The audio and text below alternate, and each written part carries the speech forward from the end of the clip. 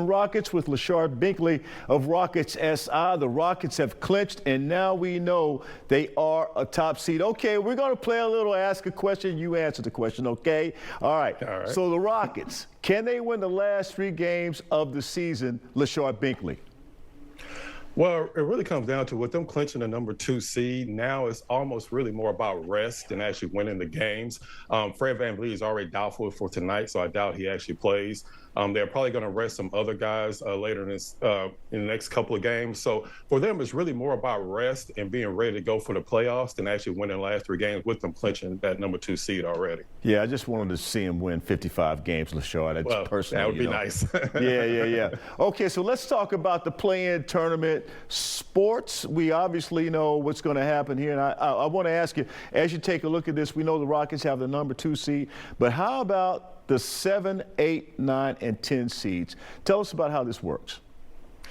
So basically, the 7 through 10 seeds, they play in the play-in tournament to get into the playoffs. The 7, 8 team, whoever wins that game, they advance to the postseason. They'll actually take on the Rockets, the winner of that game. And then the winner of the 9, 10 games has to play another game to get to the postseason. They play the loser of the 7, 8. And right now, it's only a 2-game difference between seed 3 through seed 8. So we really don't know yet who the Rockets will be playing.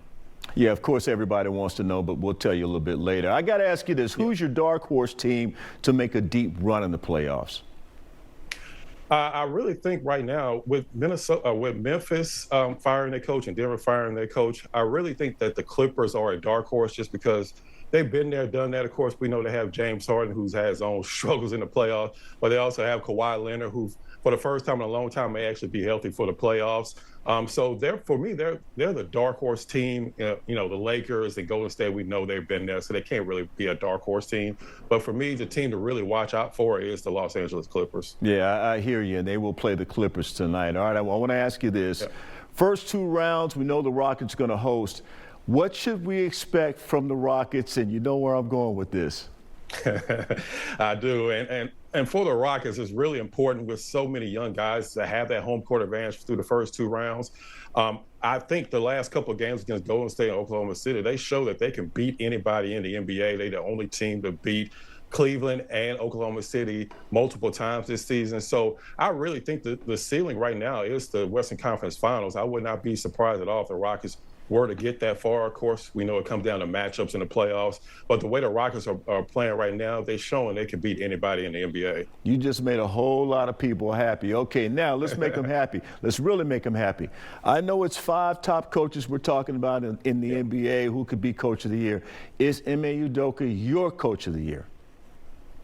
Honestly, he's my Coach of the Year, and I know the Rockets won't have the best overall record, but you really have to go by what was the expectations coming into the season? Coming into the season, most people thought the Rockets would be fighting for a play-in spot. Absolutely, possibly a top 4, but definitely not a top 2 seed in the toughest conference in the NBA. I know Cleveland's having a great year. Of course, Oklahoma City's having a great year.